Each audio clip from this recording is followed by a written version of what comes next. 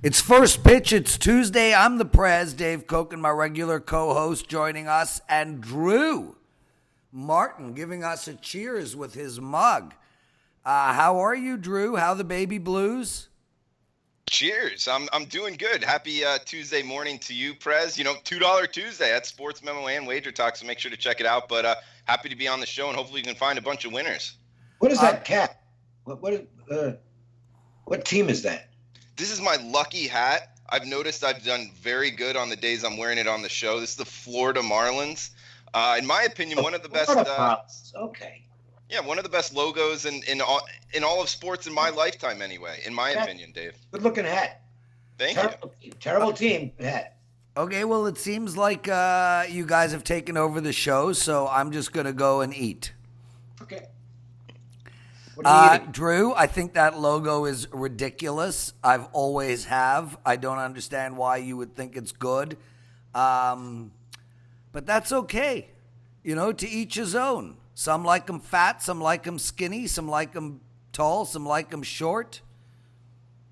That's the way it works. Drew, I think it's a very attractive cap, and I'd be happy to wear it.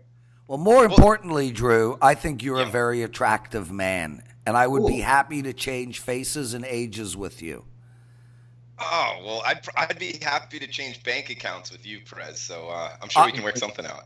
Yeah. Not me. I'm not giving up my AARP discounts. Yeah, well, let me tell you, Drew, I would give you every cent I have to be your age again. That is for sure. Yeah, I actually would. I wouldn't mind knocking off about 40 years. Yeah, exactly, Dave. You can have my bank account. Frankly, I'll get you Dave's bank account, too. It's first pitch, guys. We take apart every single baseball game on the board. You can find us every day, Monday to Friday, at Wager Talk TV, our YouTube channel, as well as every single iPod, that's not the word, every single podcast streaming service. $2 Tuesdays. Ralph Michaels from Cal Sports is our $2 Tuesday feature handicapper over at wagertalk.com. He's on a 10-4 baseball run.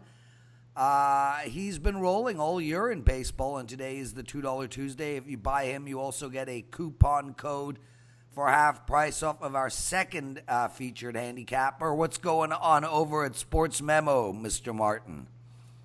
Well, Prez, it's $2 Tuesday as well, and we got Joe Ranieri as the $2 handicapper. And I've had a pretty successful MLB season, not as good as Joe. He's the top producer at Sports Memo in baseball, so his top play, a 4%er, is discounted to just $2. So check it out. And when you buy that, you get a discount coupon for Teddy Cover's top play. So $2 Tuesday, good day to check out the site.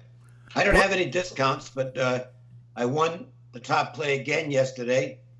Which was the Mariners' first five. I lost the free play on the Marlins, who did not wear that hat. That's what happened. No. Won that hat. And I don't have anything up yet today, but I will. So check back for Dave Cokin. There's no one better in baseball. You hear him every day on this show, and you know he knows his stuff. Also, real quick, Buster Sports hitting 62% in his 5-unit plays in his last 61 of them. He's got a 5-unit baseball play over at Wager Talk. And so does our buddy, Carmine Bianco, one of the best dudes alive. Marco's rolling. I'm rolling. It's a good time to check out Wager Talk and sportsmemo.com. Boys, let's get straight to it. Let's go. First game on tap. Archer versus Hudson. St. Louis on the road. They're a short dog. Archer and the Pittsburgh Pirates are minus 126. The over and under in this game is 9. St. Louis is rolling right now, Dave. They've won their last 2. They've won 5 of 6. They've won 8 of 10. They won yesterday 6-5 doozy against Pittsburgh, and Pittsburgh is just, well, they've fallen apart. They've lost 4 of their last 5 and 8 of their last 10. You know, again, I look at this and I think to myself, it's, you know, let's not overthink this. We've got a much better team in great form with a decent pitcher on the mound.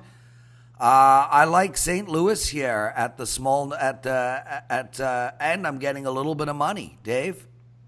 Yeah, you're getting more than you would have gotten earlier because the market is on the Pirates. See if the Pirates come out a little aggravated tonight. There's a wild finish to that game last night. That's a 2-2 game. And then St. Louis scores 4 in the ninth. And the Pirates come back with 3. And I think it was probably 4 because they challenged the call at the plate. And, boy, I mean, that runner looked like he was safe. I guess there wasn't enough to overturn it. But Pirates might not have been real happy with that one. Yeah, but Dave, does it really matter? I mean, look, they're going to be upset. They're going to give their best effort tonight, blah, blah, blah, blah. I like teams that might come out a little bit pissed, yeah. Yeah, but they stink.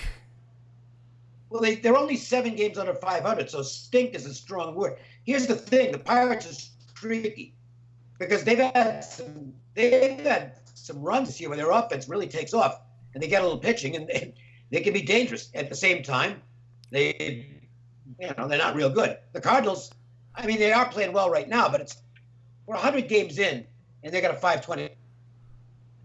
The nuts. They are the nuts when Dakota Hudson pitches. He doesn't have much to do with it, but they have won 10 of his last 11 starts. Some interesting things here, though. And I think you can make a case for a first 5 play on the Pirates.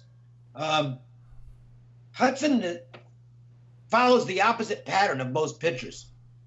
Most pitchers are good first time through the order, second time maybe, and then they have trouble third time through the order. He's the opposite. He struggles early with his command. Then if he doesn't get knocked out, he settles in and starts to pitch well. And his numbers the third time through the order are actually his best numbers. Archer fits more the norm. He is a train wreck his third time through the order. 8.18 ERA, third time through the order this year, a disaster. I wouldn't be surprised. And by the way, Archer's had 2 starts against St. Louis this year. The Pirates lost them both, but they were ahead after 5 innings in both of them. I think you might see the same pattern tonight. I think the Pirates' first 5 are worth a look. Drew Martin, any thoughts on this game? Yeah, Dave, that was a great find there with going through the order. It's almost like he's not warming up enough. And this is a game I agreed with you, Prez, just kind of looking at it from a glimpse view. I was looking to be on the Cardinals, just the hotter team right now.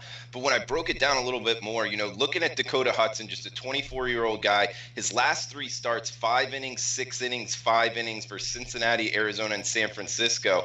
And only giving up 3 earned runs, 2 earned runs, and 3 earned runs. But the problem is the walks. 9 walks in his last 3 games. That's something I really take into account, especially with the young pitchers pitching on the road here. And Chris Archer, same type of profile, but less walks and more strikeouts in his last 3 games. So actually starting pitching wise, I would give the nod to Pittsburgh in terms of recency.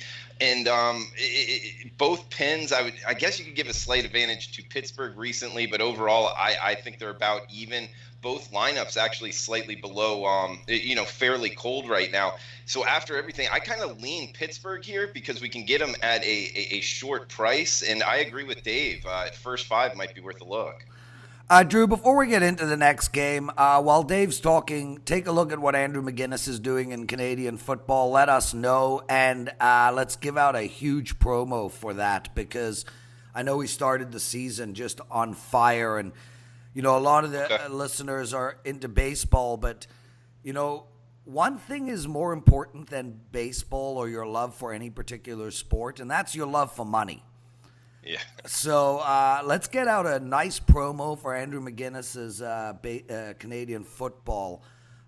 Dave, Washington, Strasburg on the mound. They're minus, give or take, about 220. The over and under is 9. They've come back to earth a little bit. They're zigzagging. They just lost a series. Well, they went 2-2 against Atlanta, 1-1 against Baltimore. But they're right in the thick of things right now. They're playing good ball, and they're playing a Colorado team who finally won a game after 6 tries, 8-4 against the Yankees. Where are you going with this game? Well, Strasburg is pitching really good ball, and he's also hitting the ball. He had 5 runs batted into 2 home runs in his last game.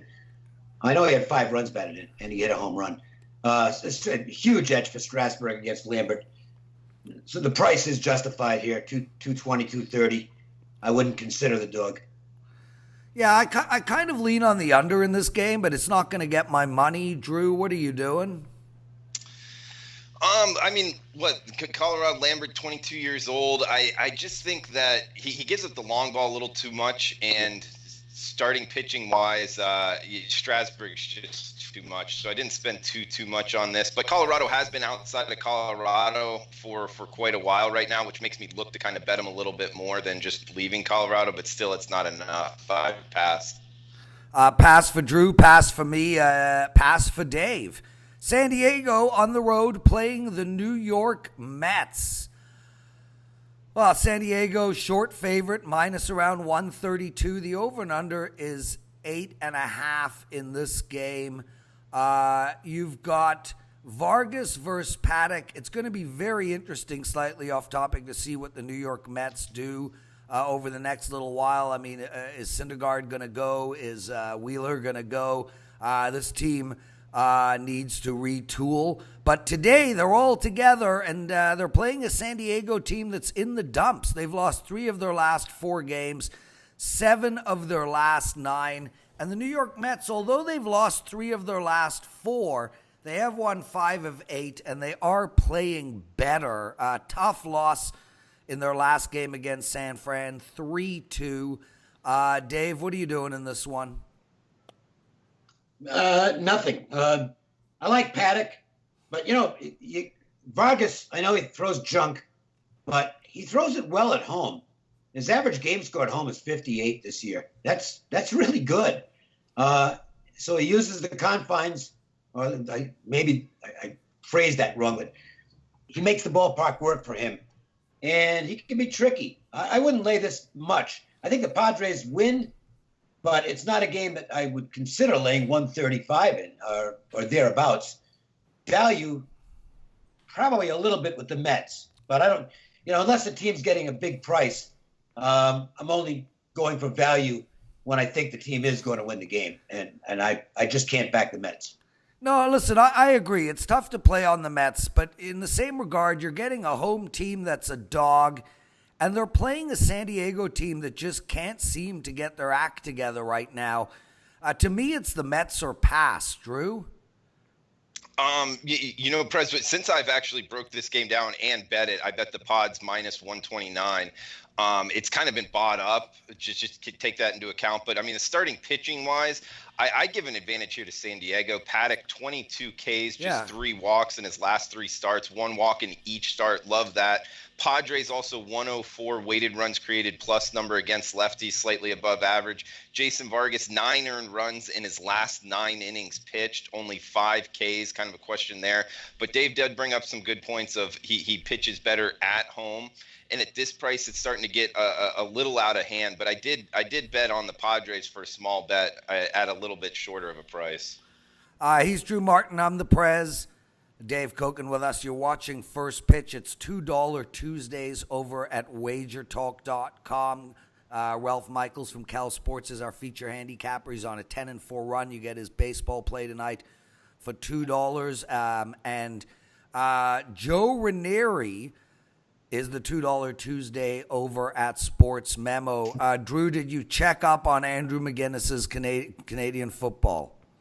Yeah, he's 13-7, 65% plus 18.86% ROI on the year. So 13-7 isn't bad, 65%. What's his regular price for his Canadian football season? Looks like we got him at the CFL through the Grey Cup right now for $299. We actually just discounted that. Okay, take $100 off just for today. $199 just for today, guys. The Grey Cup ends in November. This is a lot of play. He's as good as it gets. You're gonna make money playing his CFL. Don't be stupid. Put the $200 down. Either email Drew Drew, give out your email, drew@sportsmemo.com. Yes. Or head over to Sports Memo and buy it, guys. Like, seriously. You don't need to watch. You don't need to know anything about the sport. All you need to know is you're going to make a bunch of dough. Dave, Cincinnati, Rourke versus Davies of Milwaukee. Milwaukee came out at minus 140. It's been bet down, but just so slightly. There's really no line move here on this game. The over and under is 9.5. Cincinnati is reeling right now. We spoke about it yesterday, but they did come up with a nice 6-5 win against Milwaukee. And Milwaukee has won 5 of their last 7 games. I think they're going to be hungry tonight. I look at this game and I think, again, let's not overthink ourselves here. I like Davies in Milwaukee. Dave? And here he is again, Zach Davies. And you look at his last start, 7 innings, 5 hits, 1 run, 3 walks, no strikeouts. He is a metric disaster, but he keeps on winning games. 13-7 for in his starts. Yep, including 4 in a row. And in those 4 starts, he's pitched 23 runs, 2 of which were earned. And in that time, he's only struck out 11 guys. So he defies the description of what pitchers are supposed to do, and that's why the analytics crowd says, bet against Davies. And they end up losing their money on a regular basis. Now, when he goes into one of his funks, then you can take shots against him. When he's not locating, then he can really get hit hard because he is strictly a location guy who pitches to soft contact. But right now, he's doing exactly what he wants to do. He's got an edge over Tanner Roark. And Hader will be available tonight. This is always something you have to check out in a Brewers game. Last night was a good example. Hader had pitched each of the last 2 days, so there was no chance he was going to be available. And sure enough, Milwaukee's bullpen blew the game in the 9th inning. But Hader will be out there available tonight for 1, maybe 2 innings. That's an edge for Milwaukee. They look like the right side to me. I'm with you on that, Dave. And especially with the form of Tanner over the last few games, I think this is a lopsided game. I like Milwaukee, as I said. Drew? Yeah, I agree with both of you guys. And to speak to Zach Davies and not getting any strikeouts, but Dave pointed towards it, soft. You really got to watch. And going against the Cincinnati lineup, I think he could have a good game. However, I'm not really looking to go against Cincinnati, just their run differential, and they're at the bottom of the division. So I think there could be some positive regression for this Reds team, just not with Rourke on the hill tonight. So I passed. Now, one thing I will mention, by the way, but it was when he was not going well. The last time Davies faced the Reds, they absolutely clobbered him. They crushed him. 3 innings, 6 hits, 6 runs. But again, he was going through a little bit of a funk at that point. Well, actually, it wasn't. I'm looking at this game now. It was just a fluke game in the middle of a good run. And by the way, the Reds have their own bullpen issues tonight. I think this is. I won't bet. I don't think I'm going to bet this game early, but I might get involved in game. Looking for a price on the Brewers if they can fall behind early. Dave Cokin with us every day on First Pitch. Make sure to check us out tomorrow. Me, Dave, and Tony Finn. Or Ralph Michaels. I'll decide later. Drew, what do you like in this one? In the Milwaukee-Cincinnati game, I passed as well. I was looking to kind of be on the Reds in the near future, but not with Rourke on the hill tonight. Madison Bumgarner pitching for San Fran tonight. They're hosting the Cubbies. San Fran 1 game out of the wild card spot. And look, the Cubs are holding on to their division, but just by the skin of their teeth. The Cubs lost last night 5-4 to San Fran, but they have won 4 of 6 and 7 of their last 10. Nobody is harder than the Giants. We've been saying this for a month. This team just beat the Cubs. They beat the Mets the game before. They've won 9 of their last 10. And although Bumgarner is not having, his type of season, man, the last 3 games he has been on fire. He pitched a complete last game, which is very rare in this day and age against Syndergaard for a 3-2 victory. I look at this game, and again, it's like, I get it. The Cubs are a good team, minus 111 in this spot. The over and under is 7, but Man, Yu Darvish is inconsistent. I'm going to get the better pitcher here as a very short dog at home with a team that is just finding ways to win, whether it's low scoring or high scoring. No chance I'm stepping in front of the Giants. It's Bumgarner or nothing for the Prez. Dave? Yeah, markets on the Cubs. They're stubborn. The numbers guys are stubborn, and they're the ones that drive the line. I would only look at the Giants. I mean, they keep finding ways to win games. Another comeback last night. They're down 2-0, and they come back and they blow up Pedro Strop in the 8th inning and got another win. You want to step in front of a train, go ahead. But I think you got to wait for the Giants to cool off before you take shots against them. I would look at the San Francisco side here. Drew Martin. 100% in agreement. I'm not stepping in front of Bumgarner and this Giants team until further notice. Dave, your favorite pitcher tonight, Aaron Sanchez on the mound. This guy is on fire, man. Like, literally. Except one good start in a row, and they lost that anyway. Yeah, well, one good start. 5 innings pitched. We'll call it a good start for him. Toronto hosting Cleveland. Toronto just lost 7-3 to Cleveland. One thing at least, they're getting more than one run. Cleveland is absolutely demolishing everybody in their wake right now. With that said, what a nice schedule for them. 4 games against Detroit, 3 against Kansas City. Now they got Toronto up. But this team just keeps finding ways to win. They came out at minus 165. It's somewhere around the same number. The over and under is 9.5 in this game. And we do have Bauer on the mound, and he was the guy we were talking about. Is he going to get traded or is he not? Cleveland. No. What?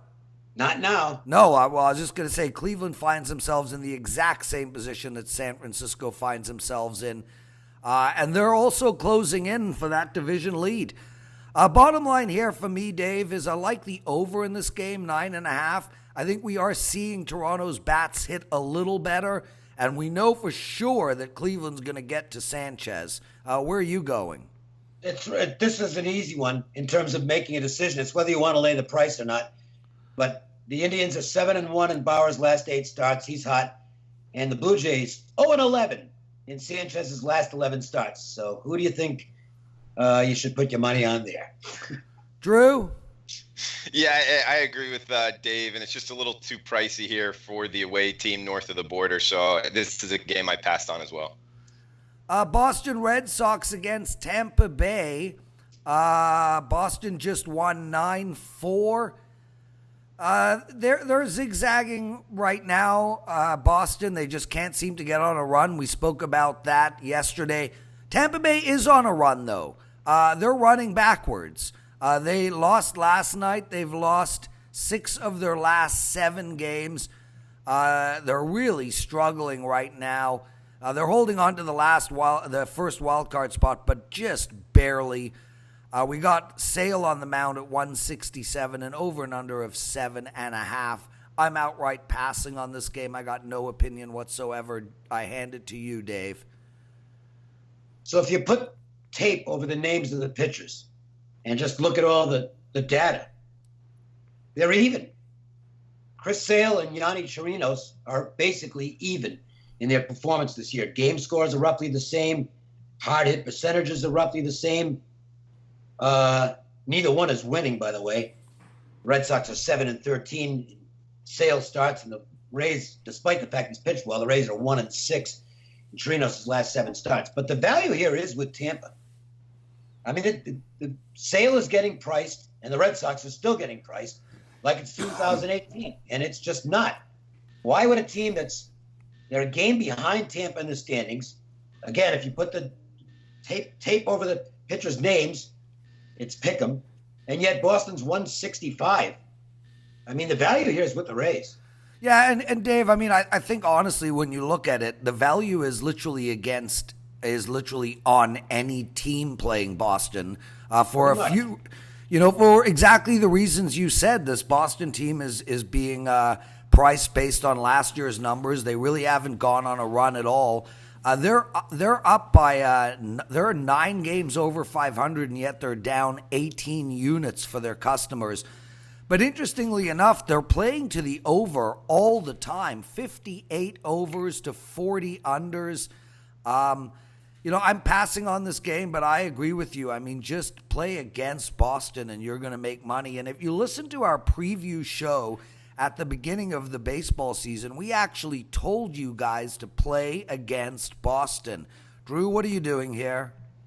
You guys bring up some interesting points towards the Rays, but one thing that does point towards the Red Sox is the lineup. The Red Sox overall, last 2-3 weeks here, a top 7 or 8 lineup in all of baseball, going by team OPS, weighted runs created plus number, well above the Rays. Rays right around about average, actually slightly below average, depending what metrics you're looking at.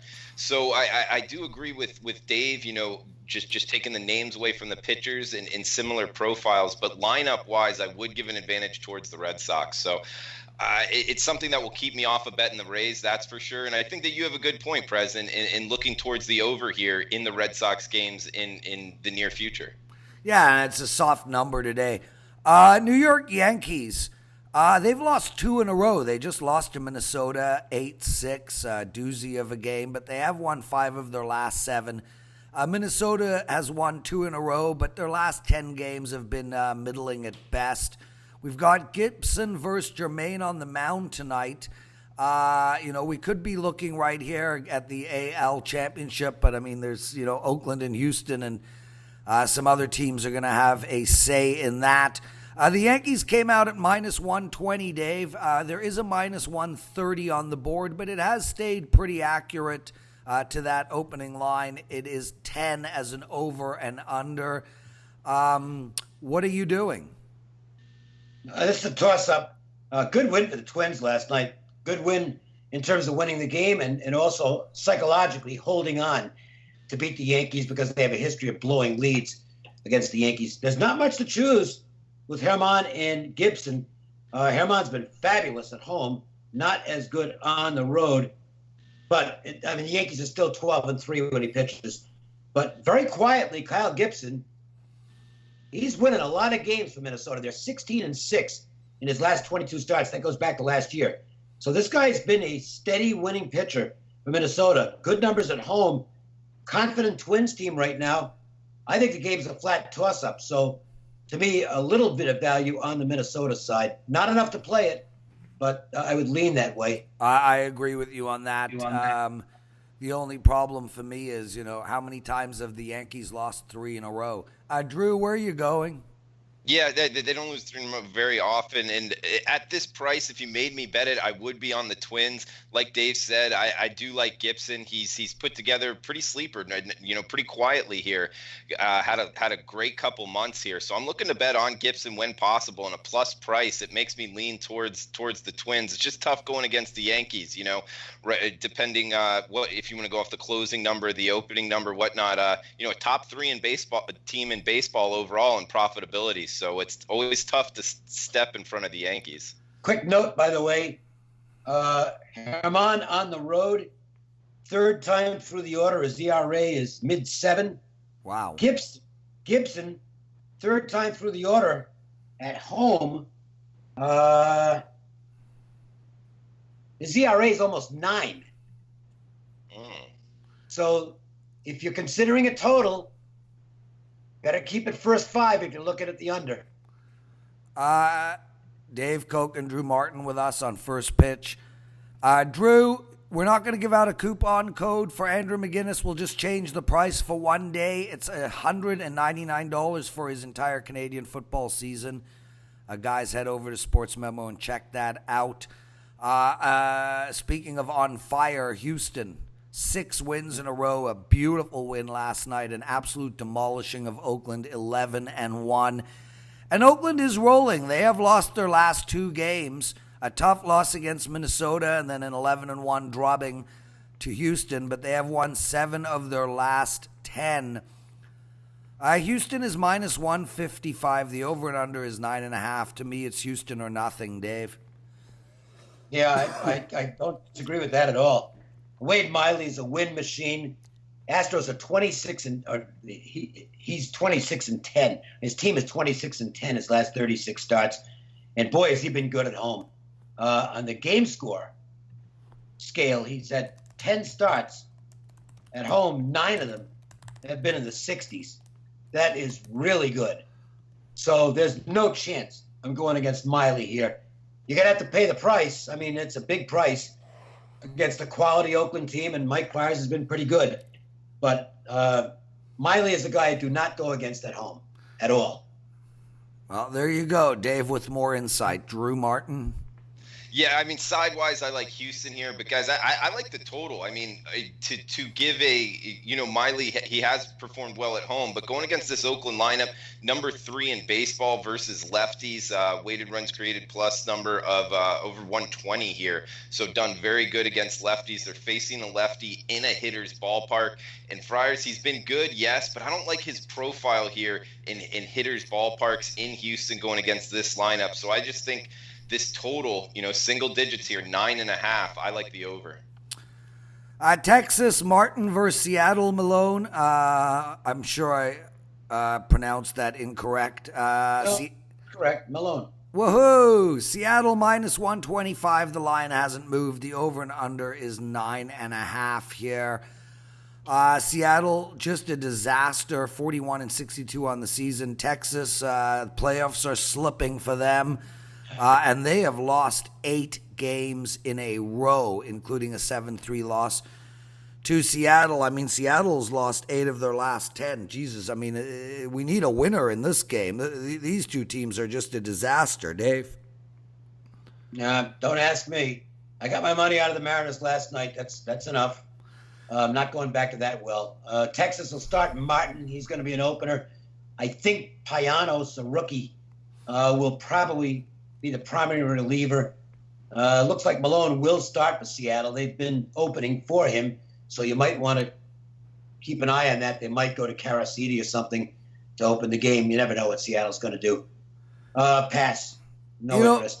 When you look at these two teams, especially in the last little while, I mean, Jesus, neither team can hit the ball. You go down to Seattle. They put up a 7 spot last night and a 10 spot against the Angels 4 games ago, but other than that, it's 3-2-2-2, 3-2-0-4, and it's the same with Texas, 3-3-1-3, 4-2-4. We got a total of 9.5 on the board. The way these teams are hitting, this game leans to the under. Yeah, great point there on that fine, just in recency bias. But and I add into the fact that Texas in the last 14 days, the coldest lineup in baseball, they struggle against lefties. So I like your underplay, and in no way I'm betting Texas. Philadelphia against Detroit. 81% of the tickets so far are written on the Phillies. They came out at minus 150. There's minus 145s on the board. There's also a minus 154 at our good friends at Bookmaker. The over and under in this game is 8 with a couple of 8.5s. Matthew Boyd on the mound. Big game for Detroit with him because they're trying to move this cat and they're asking for the world. Which they're not yet. No, they're not. He's a number 3 starter. I know he gets a lot of strikeouts. Yeah, his strikeout ratio is absurd. It's fantastic, but he also gives up a ton of home runs. He's given up 10 in his last 5 games, and that was with a 0 in 1 game. The Tigers have lost 10 of his last 12 starts, and I think he's got lame duck pitcher syndrome. And what that is, and we see it sometimes with pitchers who know they're going to get traded at the deadline, and they just aren't sharp. Certain from mine because you still just belong. It just doesn't. It's not an atmosphere that's conducive to winning on a bad team to begin with. The Phillies have won 6 of Nola's last 7 starts. He can dominate a lineup like this. This is a bad lineup, and Nola, a real power pitcher against a lineup like this. Yeah, all the tickets are on Philadelphia, and I think they're the right side. And honestly, I'm a little surprised the line's where it is. To me, 160 looks like the right price to me. So you're actually not overpaying for the Phillies. I don't know. Look, some guys will look at this and say, well, it's a trap. Okay, then I'll step into the trap because I'm taking the Phillies. Yeah, Drew, Dave and I aren't on the same page on this one. I think you're getting some value on Detroit here, with Boyd. Last game he pitched 6 innings. The game before he pitched 7. It's not like Philadelphia is rolling here. I lean on Detroit. They're not going to get my money. And I also like under, but only if you get 8.5. Both teams' bats are quiet. I lean on Detroit and the under. Yeah, this does have a feel of a trap. We got the NL team laying near -150 on the road. AL team, I just feel like that is kind of walking through a trap. But at the same time, I thought that Dave brought up a good point with what was it, Dave? Lame duck pitcher syndrome. Yeah. Yeah, that makes some sense. And he's going to be gone in a week. Yeah, I think you're onto something there, and maybe trying to go against that. I've seen it before. And I wouldn't be surprised if wherever Boyd lands, he goes on a hot streak. But right now, he knows he's not going to be here a week from tomorrow. Where do you think he's going to go, Dave? I haven't got the slightest idea. And they're not going to get what they want for him. They're just not, okay? And they're not. I don't think they're going to hold. Look, if the Tigers decide to keep him, that's not a terrible decision, in my opinion, because I've mentioned this before. They've got 2 absolute studs coming up next year in Casey Mize and Matt Manning. And Boyd could slot into the 3 spot in that rotation, and he'd be really good as a 3. But he's not a number 1. The Tigers are trying to sell him as that, and I think that's ridiculous. I think somebody's going to bite on Boyd, and I think he and Castellanos will be out of there next week. Drew, did you give your thoughts on this game? Yes, he did. Yeah, I did. And clearly, we're not paying attention. I got lost in his beautiful blue eyes, Dave. 81% of the tickets are written on Atlanta so far. Obviously, they're playing Kansas City. Keuchel on the mound, -225 was the opening number. We do have a few 215s. The over and under is 9.5. I think I'm priced out of this game right now. It's hard to take Kansas City at all, but they have played well of late. They've won 5 of their last 7 games. They've won 7 of their last 10. Granted, 7 of those games were against the White Sox and Detroit. And Atlanta is having a little bit of a lull right now. They did beat Washington 7-1, but they have lost 4 of their last 6 games. I'm going to just stay away from this game. Drew, Dave, where are you going? It's 215, 220 looks like the right price. Braves are obviously heavy favorites in the game for all the right reasons. Drew Martin? Yeah, I had Keuchel, especially at home, circled as bet on with the Braves here, but I agree with Dave. Up over -200, I'm not interested, so I passed. Now we come to something that is highly unusual. Well, why don't you just take over, Dave? Well, I don't know if it's happened all year. I don't. The Marlins are road favorites. Well, they are playing Covey and the Chicago White Sox. Oh yeah, I'm not arguing with the line, but it's just I don't recall Miami being a road favorite in any game this year. I could be wrong on that. Yeah, and they've lost 4 in a row, 5 of 6, 7 of 10, and the White Sox have won 3 of their last 4. I'll make this super easy from my perspective. It's the White Sox or nothing. Where are you going to go, Dave? For me, it'd be the Marlins or nothing. Well, then how about we agree to nothing?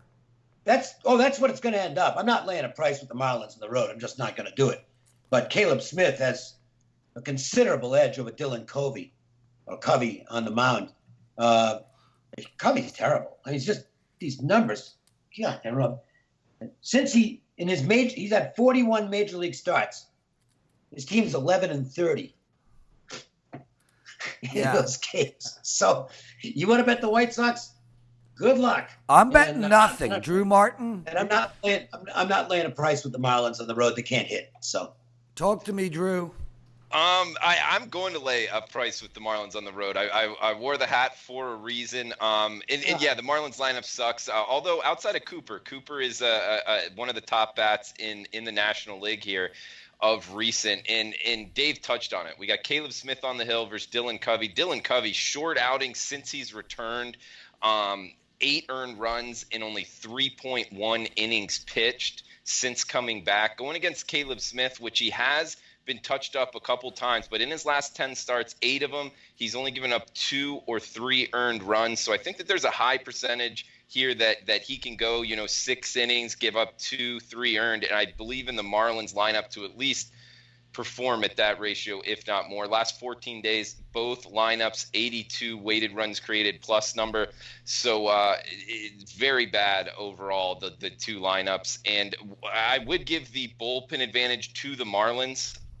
It's just because the White Sox in the last 14 days, a 2.6% K to walk ratio. That's by far the worst in baseball. So bullpen advantage towards the Marlins, starting pitcher advantage towards the Marlins. Lineups a wash. Both of them suck. So I laid it here with the Marlins. Dave, Merrill Kelly versus Dylan Bundy, Arizona versus Baltimore. And, Jesus, Bundy in his last 3 outings, a complete disaster. And Kelly, just hard luck. 2.5 ERA and 0-3. That's what Arizona is in his last 3 starts. Arizona's a favorite tonight, minus 179. There's a minus 194 on the board. The over and under is 9. This game is Arizona or nothing for me. Well, Dylan Bundy's probably jealous of Andrew Kastner because at least Kastner escaped Baltimore and Bundy's still stuck there. They lose when he pitches.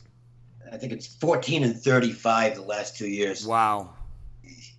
You're right. Kelly's had some tough luck, but he should get some of that on his side tonight. Diamondbacks clearly should win the game. And by the way, Merrill Kelly has got an average game score at home of 60.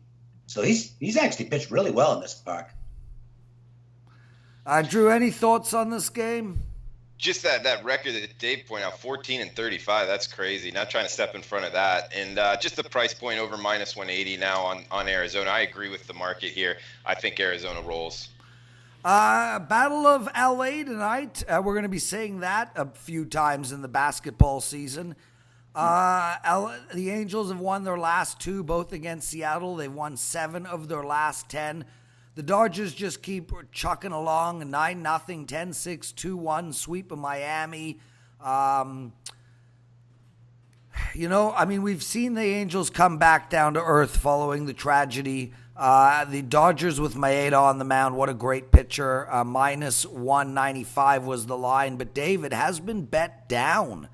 You can find a 177 on the board. The over and under is 9.5 in this game. What are you doing? Well, Maeda doesn't get much love from the market. He's reasonably effective, but he's the one guy that the bettors seem to like to go against. Now, the Angels will be fired up for this. I think the Dodgers will be as well. Remember, they met twice in Anaheim in the first portion of the Freeway Series, and the Angels won both games.